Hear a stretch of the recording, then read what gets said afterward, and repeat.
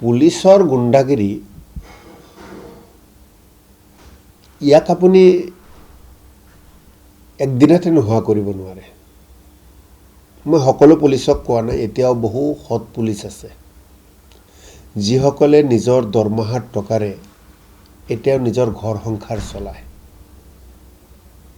একাংশ পুলিচ আছে যিসকলে দাবী ধমকিৰে সমাজখনক পৰিচালিত কৰিব বিচাৰে, মানুহক পৰিচালিত কৰিব বিচাৰে।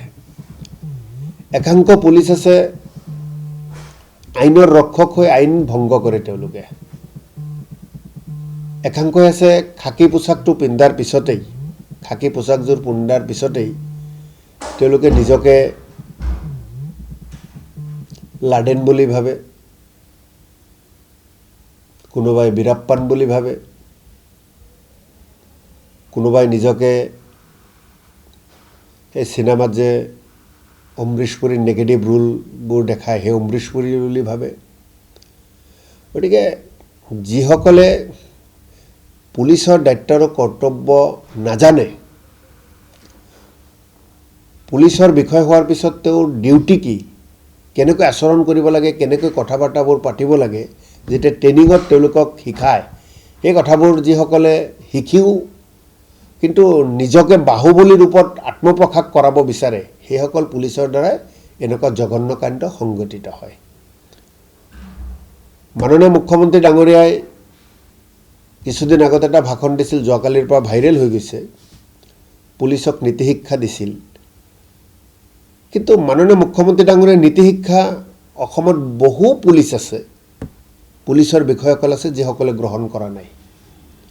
গতিকে গৃহ দপ্তৰৰ দায়িত্বত থকা মাননীয় মুখ্যমন্ত্ৰী ডাঙৰীয়াৰ প্ৰতি আহ্বান জনাওঁ যে ডিজিপি ডাঙৰীয়াৰ পৰা আৰম্ভ কৰি পুলিচৰ সকলো বিষয়াসকলৰ আৰু ক্লাছ ল'ব লাগে।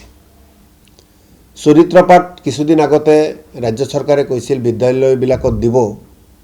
মই ভাবোঁ যে বিদ্যালয়বিলাকত চৰিত্ৰপাঠ দিয়াৰ লগে লগে পুলিচকো চৰিত্ৰপাঠৰ শিক্ষা দিব লাগে, পুলিচৰ বিষয়াসকলক একাংশ। মই সকলো পুলিচক একাকাৰ নকৰোঁ, একাংশ পুলিচে নিজকে ৰজা মহাৰাজা বুলি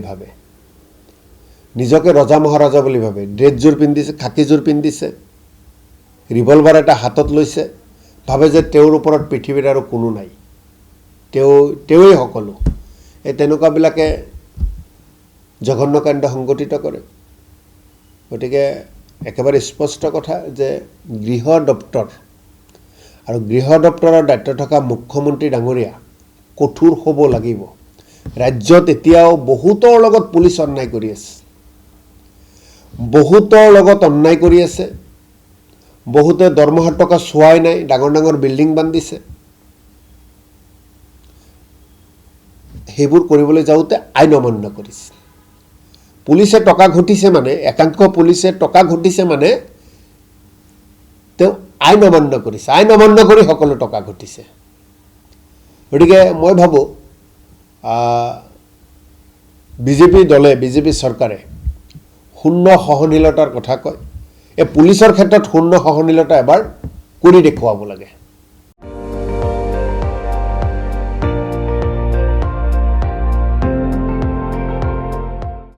আপুনি চাই আছে ND24, সৰ্বশ্ৰেষ্ঠ নহয় সৰ্বোত্তমৰ দৌৰত।